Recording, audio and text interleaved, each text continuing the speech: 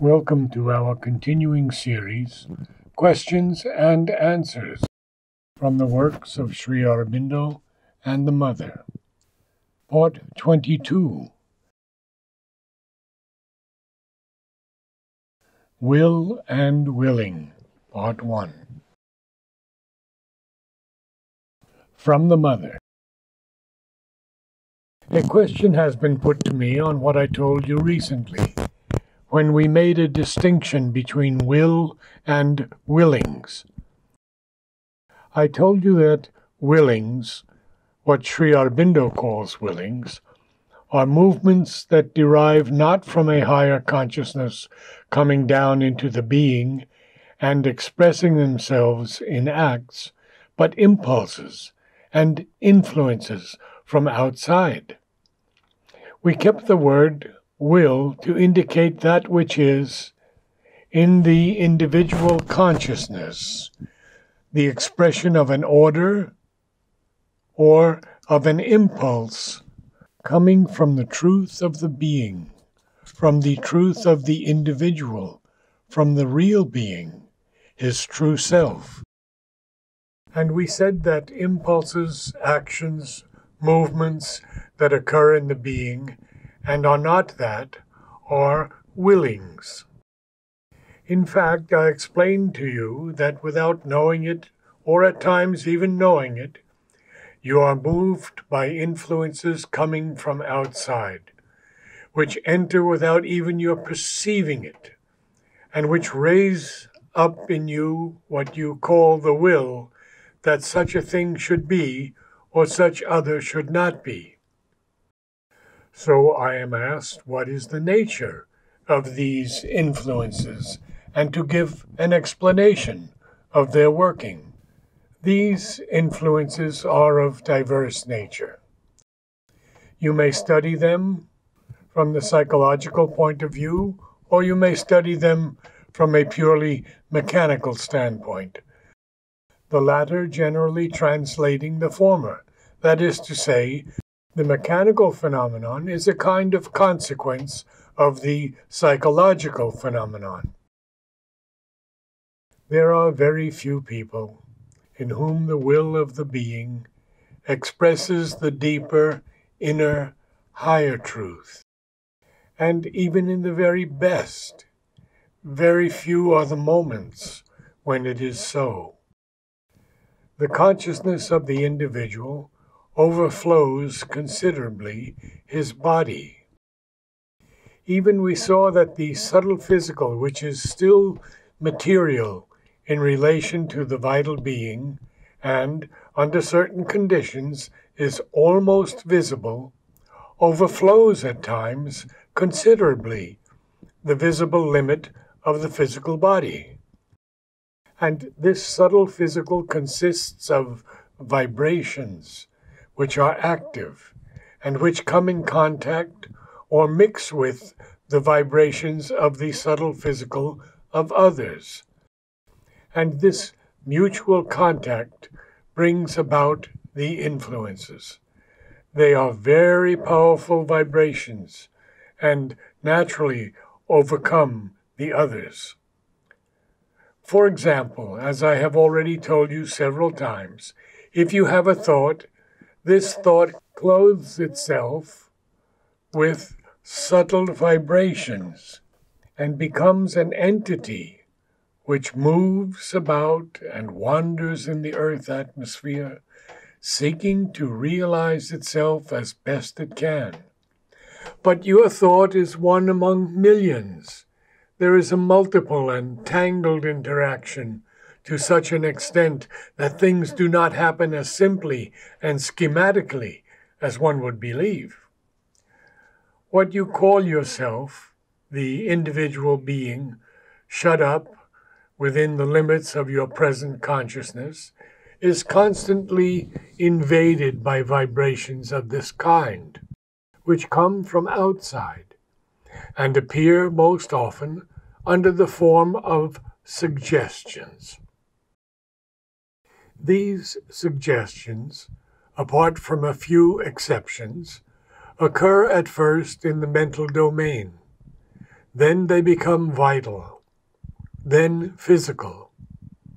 To be precise, I do not speak here of the pure mind, but the physical mind. Indeed, the physical consciousness itself has a mental activity, a vital activity, and a purely material activity.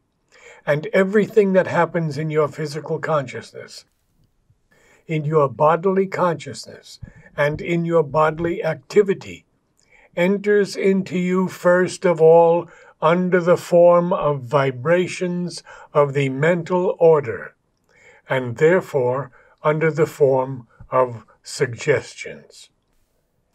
Most of the time, these suggestions enter into you without your being in the least conscious of them. They enter, they awaken in you some response, and then rise up in your consciousness as if it were your own thought, your own will, your own impulse, because you are unconscious of the process of infiltration.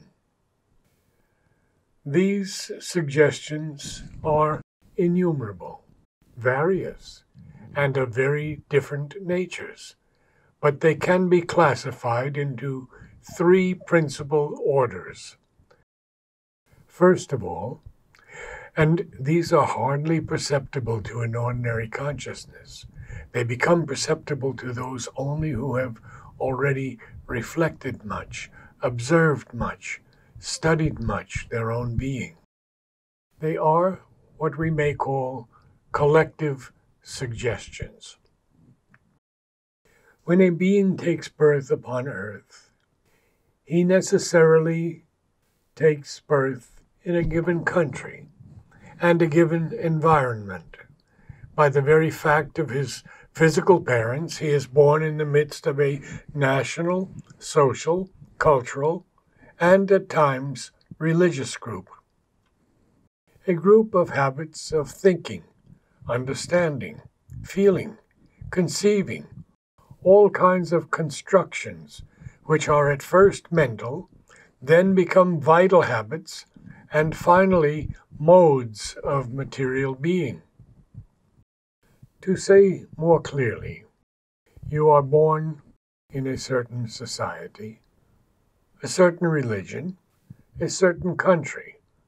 This society has a collective conception of its own. This nation has a collective construction of its own, and which is generally quite fixed.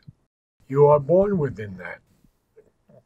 Naturally, while you are young, you are absolutely unconscious of it, but it acts upon your formation.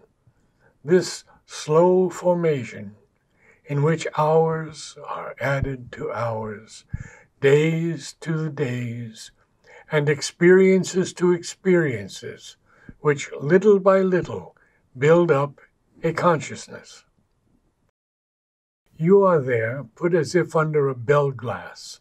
It is a kind of construction that covers you, and which in a certain way protects you, but in another limits you considerably.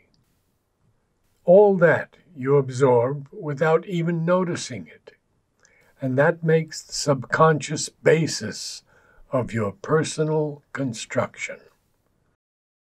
This subconscious base will act on your whole life, and you do not care to free yourself from it. To free yourself from it, first of all, you must be conscious of it, and this first step is the most difficult, because the formation has been very subtle. It was done at a time when you were not a conscious being yet, when you just dropped down stunned from another world into this. Everything is done without your taking part in the least. Consequently, it does not occur to your mind at all that there could be in it something to know, still less something that should be got rid of. But when you become, for some reason, conscious of the sway of these collective suggestions, you perceive at once that a very assiduous, a very prolonged labor is needed to get rid of them. And the problem does not stop there.